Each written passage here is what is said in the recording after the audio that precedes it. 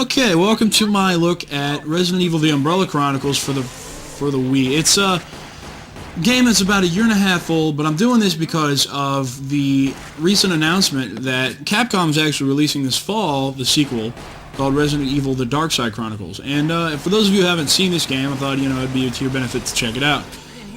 So basically, it's an on-rail shooter. It's not a light gun game. I'm tired of people calling it that. There's no light gun involved. You cannot get rid of the reticle. You're using an infrared pointer. It's basically you aiming with a glorified mouse. So it's not a freaking light gun game.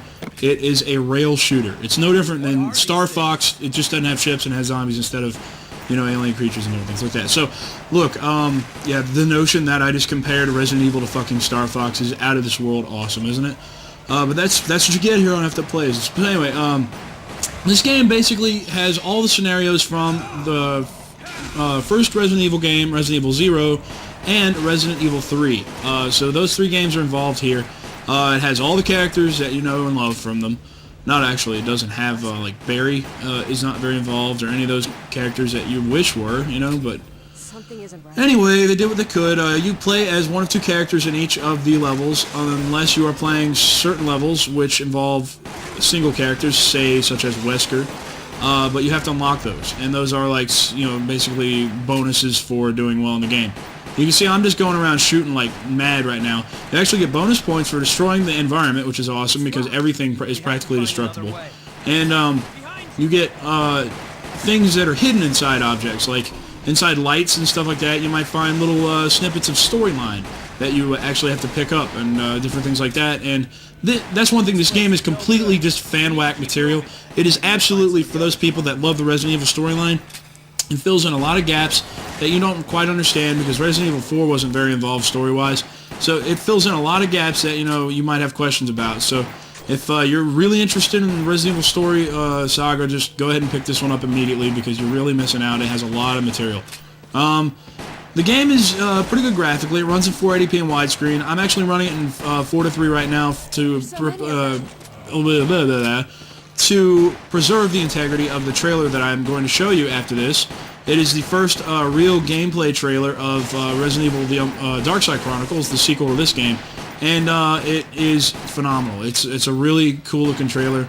The thing is, the game runs in faux widescreen. If you have your TV set to 4:3, it still runs in 16:9, just like Resident Evil 4 did on the GameCube, if you remember that. It forces the bars on the top and bottom of the screen, but it does actually get rid of them if you do set your Wii to widescreen. You can play on an HD TV without any black bars. So that's kind of nice, and the surround sound's actually supported. It sounds really great.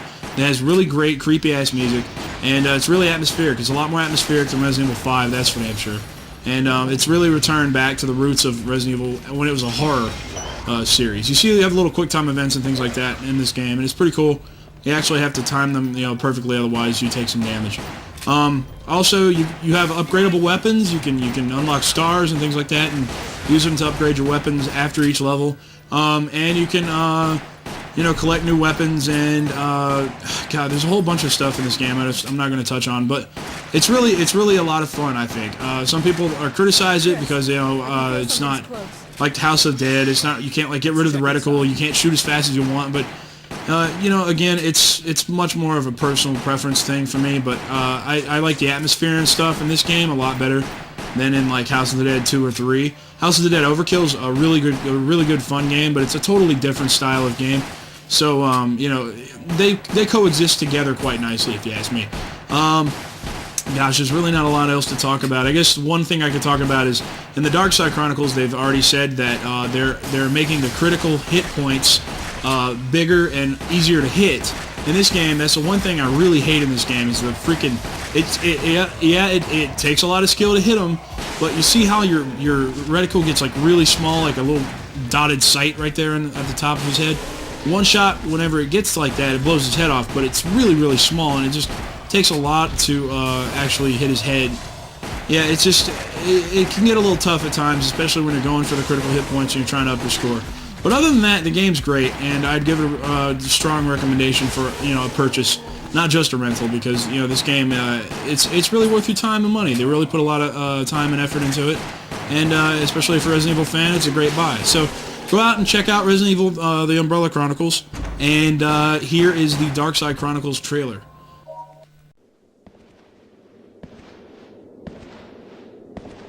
So, what exactly is going on around here? No clue. I just got here myself. Well then, guess I shouldn't rely on you to show me about. Look! Who is that? Hey! What is this? What happened here? My God. No.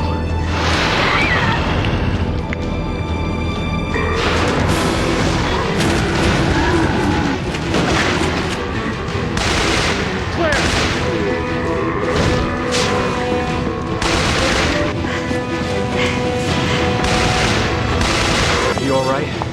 Yes, I'm fine. You saved me some bullets.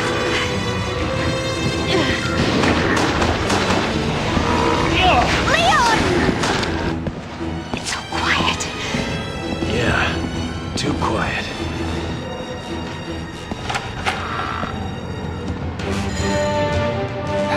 Is that a girl? Hey, wait! It's a dead end! Damn it, we've gotta go back!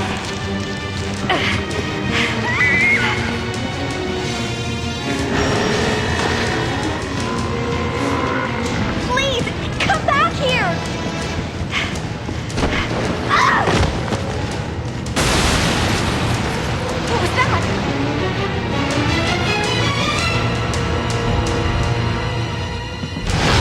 Did he just come through the roof? It's coming after us! Something tells me he's not gonna listen to reason.